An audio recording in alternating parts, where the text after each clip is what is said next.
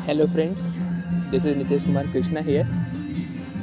मैं पढ़ने और पढ़ाने में विश्वास रखता हूँ, तो मेरा ऐसा मानना है कि हमें ज़िंदगी भर हमेशा कुछ ना कुछ सीखते और सिखाते रहना चाहिए। इसी कॉन्टेक्स्ट में मैं प्रस्तुत हूँ आप लोग के सामने अपनी फेवरेट फिलोसफर हैना एरेंट के एक लाइन बैनलिटी ऑफ एबल को एक्सप्लेन करने के लिए।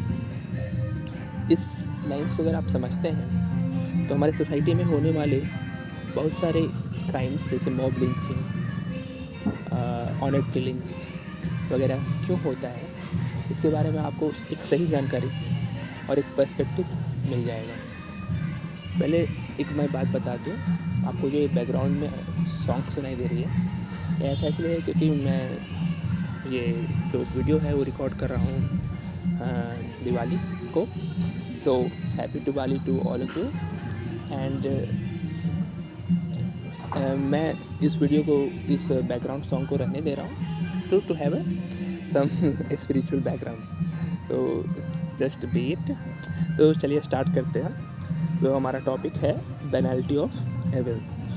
तो मैं आपको डायरेक्ट उसी टॉपिक पे ले चला जाता हूँ और फिर हम सब स्टार्ट करेंगे अपना एनालिसिस को। ये कुछ नोट्स हैं जिससे मैं अपना पढ़ाई स्टार्ट करता हूँ। ऐसे मैंने बहुत सारी बुकें भी पढ़ी हैं, बट मैंने आपको उस पर्सपेक्टिव को भी दूंगा। बट फ़िलहाल अभी हम लोग यहाँ से स्टार्ट करते हैं। तो बेसिकली बात ऐसा है कि अगर मैं कहूँ तो बैनलिटी ऑफ एविल का जो कॉन्सेप्ट है वो दिया गया था हैना एरेंट के द्वारा और उनके वर्क में, जिसका नाम है कुछ आइकमान इन जेरूसलम।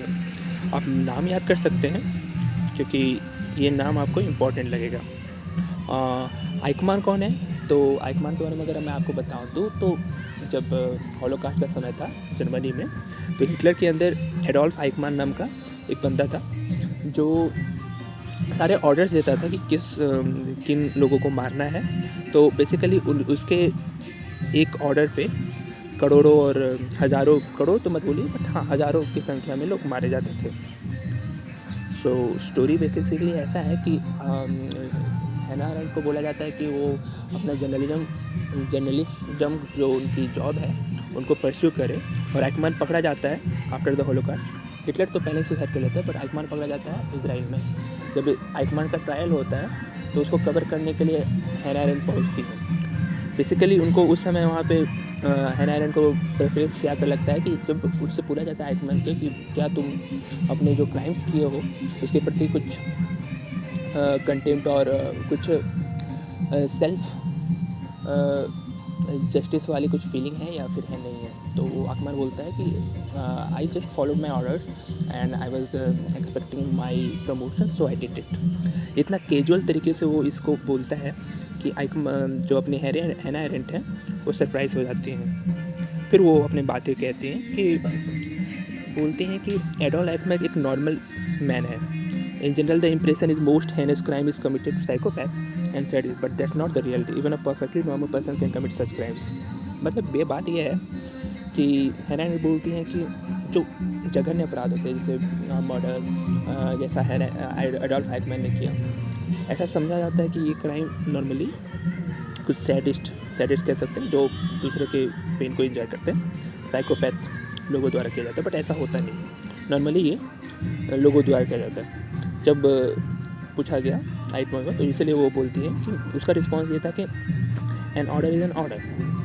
अब ऐसा हम देखते हैं अक्सर अपनी सोसाइटी में कि ब्यूरोक्रेट्स को बोला जाता है, जो मिनिस्टर्स वगैरह की, आप जाइए ये काम कीजिए, तो ब्यूरोक्रेट्स भी जस्ट लाइक अ मशीन जस्ट फॉलो, अपने ऑर्डर्स को फॉलो करते हैं। उनका रेशनल थिंकिंग जो होता है वो कहीं सप्रेस हो जाता है। आगे हम पढ़ेंगे कि क्यों ऐसा होता है, क्योंकि हैना एरेंट बड़ी ब्यूटीफुली एक्सप्लेन करते हैं कि क्या हुआ था एडोल्फ आइकमान के साथ। फिर हम लोग आगे बात करें तो कहती हैं कि no, it was not the presence of hatred but absence of imaginative capacity that would made him realize the moral and human dimension of his act as intangible। वो कहते हैं कि आइकमान में हेट्रेड जैसा कोई फीलिंग नहीं था जिसके कारण उन्होंने जो इसका एक्सटर्मिनेशन किया, बट उन्होंने अपने रेशनल कैपेसिटीज, इमेजिनेटिव कैपेसिटी को खो दिया था ताकि वो किसी भी डिसीजन, किसी भी ऑर्डर को क्रिटिकल एनालिसिस कर पाए। वो just like a machine, just a कॉग in a wheel follow कर रहे थे ऑर्डर्स को टू एक्सपेक्टिंग सम इंसेंटिव्स।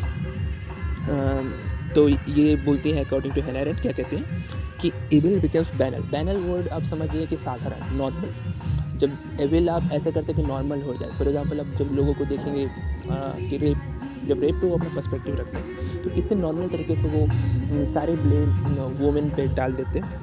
और सारे इवन ऑनर किलिंग्स में भी जब भी सारा ब्लेम डाला जाता है सोसाइटी द्वारा और ऑर्थोडॉक्स सोसाइटी द्वारा, तो सारे ब्लेम्स दैट कपल पे डाल दिया जाता है और वुमेन पे डाल दिया जाता है, लड़कियों पे डाल दिया जाता है। तो वही कहती है कि ये जो एविल है वो बहुत बैनल बन जाता है, नॉर्मल बन जाता है। क्यों भाई? क्योंकि वो जो है वो एक सिस्टम में चला गया, अब वो सिस्टमेटिक थिंकिंग बन जाता है ऐसा, जिसे पैट्रियार्की करते हैं। एक तरह से पैट्रियार्की एक सिस्टमाइजेशन ऑफ एविल है। तो मॉब लिंचिंग भी नॉर्मल हो जाता है, क्योंकि लोग कहते हैं कि इंस्टेंट जस्टिस मिला, but that instant justice is not the justice. Justice hurried is said to be justice buried. तो इस तरीके से नहीं होता। सो व्हाट हैना अरेंट से कि evil does not even look like evil, it becomes faceless. Mob lynching में आप देखते हैं कि कोई एक फेस नहीं है जो क्राइम को परपेट कर रहा है, यहाँ पे पूरी मॉब ही है जो रहे। और अब हम लोग जानते हैं कि अगर कोई भी काम हम लोग भीड़ में करें तो दैट एग्जीक्यूशन का जो रेट होता है वो कम होता है। सुनिए यहाँ पे क्या कहते हैं कि पेनल्टी इम्प्लाइज ब्लाइंड ओबीडियंस। मतलब आँख मूंद करके अगर आप किसी बात पे भरोसा करते हैं तो उसको हैना अरेंट पेनल्टी कहती है। It is a culture of blind obedience that is responsible for such act. अब यही बात है कि इस तरीके से अगर आप किसी का भी बात माने, फॉर एग्जांपल लोग क्या होता है, सिस्टमेटिक कंडीशनिंग होती है। तो जैसे पूर्व में बचपन से आपको कहा जा रहा है कि आप चाहते हैं कि किसी भी खास माइनॉरिटी के प्रति और इवन मुस्लिम के प्रति जो प्रेजुडिसेस होते हैं, वुमेन के प्रति प्रेजुडिसेस होते हैं, हिंदू के प्रति जो प्रेजुडिसेस होते हैं, वो सारे सिस्टमेटिक वे हैं। एंड इस सिस्टमेटिक प्रेजुडिसेस के कारण ही आगे चल के एविल क्राइम्स हम लोग करते हैं, और वो काफ़ी लोगों के लिए वो नॉर्मल होता है। हैना अरेंट आगे कहती हैं, the concept of penalty of evil is used to explain the reasons behind act like terrorism. In this context, it is suggested that society should promote the culture of reasoning. अब इसी कारण से जो हम लोग देखते हैं कि honour killing, mob lynching, terrorism activities, जो वाइट वॉशिंग होता है, माइंड वॉशिंग होता है, एक्टिविटीज़ क्रिमिनल्स का, टेररिस्ट का, वो सब उनके लिए नॉर्मल है। क्योंकि टेररिस्ट जब आप पकड़ा जाता है तो वो बोलता है कि वो जो काम कर रहा है उनके लिए पायस है, वो समथिंग उनके लिए हेवन रखा हुआ है। अगर वो इन लोगों को अगर किल करते हैं, मारते हैं, तो they will be rewarded for that in heaven. तो इस तरीके से जो वाइट वॉशिंग होता है उनके लिए यही कॉन्सेप्ट है, पेनल्टी ऑफ हेवन। तो इन दिस कॉन्टेक्स्ट में वो ही बोलती है कि इसका क्योर क्या है। इसका क्योर है कि हमारे कल्चर में एक रीजनिंग एबिलिटी डेवलप होना चाहिए।